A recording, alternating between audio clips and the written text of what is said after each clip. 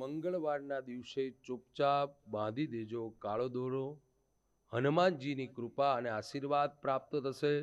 ઘર ધનથી ભરાઈ જશે. પ્યારા ભક્તજનો, મંગળવારના દિવસે ચૂપચાપ કાળો દોરો બાંધવાનું કીધું છે. આ ઉપચાર અને ભરાઈ જશે ઘર ધનથી. આ વાત એટલા માટે છે કે અત્યારના યુગ પ્રમાણે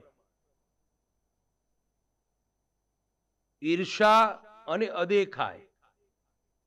અદેખાય જેટલી મોટી કોઈ ખાય નથી.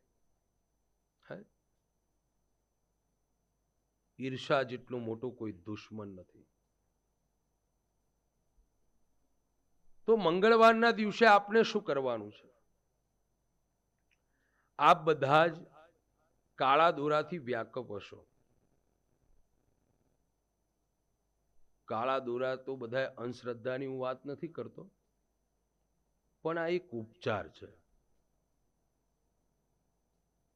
તમે રોગિષ્ટ રહેતા હોય, તમારા આરોગ્ય જો સારું ન રહેતું હોય, ધન આવે અને ચાલ્યું જતું હોય, પૈસા આવે છે પણ એનો રસ્તો કરી દેતા હોય, તમારા ધંધામાં તકલીફ થતી હોય, તમારા વ્યવસાયમાં તકલીફ જો થતી હોય, ઘરમાં કંકેશ ક્રોધ થતો હોય, ઘરમાં ક્લેશ રહેતો હોય, ચીડિયાપણું રહેતું હોય, તો એ લોકોએ ખાસ આ કરવું. પ્રાતકાળ એટલે સવારમાં મંગળવારના દિવસે જાગી સવારે અથવા સાંજે હનુમાન ચાલીસા બોલવી, કાળો દોરો લેવાનો અને એ દોરાને 11 કે 9 ગાંઠ તમારે મારવાની છે. એક હનુમાન ચાલીસા બોલી ત્યાં આગળ એ પ્રમાણે 11 કે 9 ગાંઠ મારી કાળા દોરાને જમણા હાથે ધારણ કરવાનું છે. ચૂપચાપ કઈ બોલ્યા વગર હનુમાન ચાલીસા મનમાં બોલતું રહેવું. આ કાર્ય કરી અને પછી કાળો દોરો બાંધવાનો છે. હવે એ હનુમાનજીની આશીર્વાદ અને કૃપા કેવી રીતે પ્રાપ્ત થાય? તો તમે હનુમાન ચાલીસા કરી છે, એમાં હનુમાન ચાલીસામાં કીધું છે,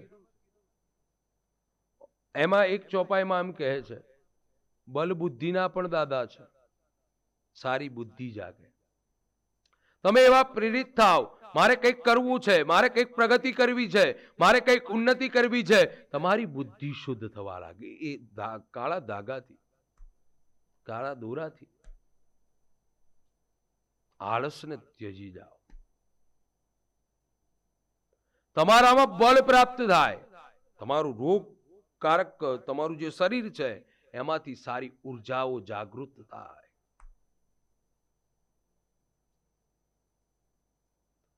ત્યાર પછી આવે ધન. બળ અને બુદ્ધિથી પ્રાપ્ત કરેલું ધન એ ઈશ્વરની કૃપાથી મળેલું ધન. આ ચમત્કારી દોરો બીજું કઈ નથી કરાવતું.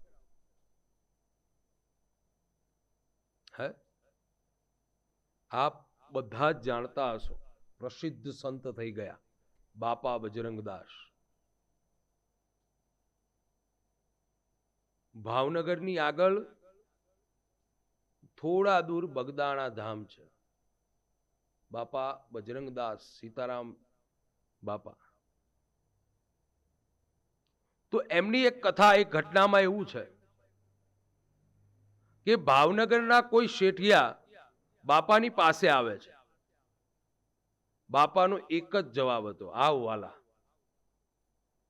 અંત સુધી બાપા દરેકને સીતારામ અને આવકાર એટલો મીઠો. બાપાએ કીધું કે આવ વાલા, શું કામ પડ્યું? આવી અને ભક્તે અને પોતાના પત્ની બંને આવીને રોવા લાગ્યા. બાપા કહે, કામ વાલા શા માટે રોવે છે? બાપા, મારી પાસે ધન છે, દોલત છે, સંપત્તિ છે, પણ મારે ત્યાં શેર માટીની ખોટ છે, મારે ત્યાં સંતાન નથી. બાપા કઈ ન હોય વાલા.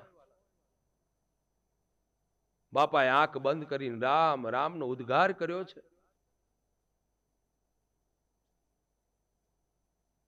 બાપાને થયું કે આને ત્યાં સંતતિ પ્રાપ્ત કરવા માટે કરવું શું? જો સંતો શું કરી શકે, વિશ્વાસ શું કરી શકે?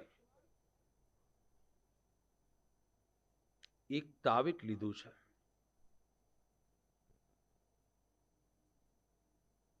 બાપાએ અંદર ચિઠ્ઠી લખી છે, મૂકી છે, આપી દીધું. બેનને કીધું કે આ તાવીત તમારી સાથે રાખજો. જ્યારે તમારે ત્યાં સંતાન થાય ત્યારે તમે આવજો અને સદાય કાળ માટે સીતારામ સીતારામ સીતારામના જપ કરજો. કોઈ વિધિ નહીં, કોઈ ઉપચાર નહીં, કઈ નહીં.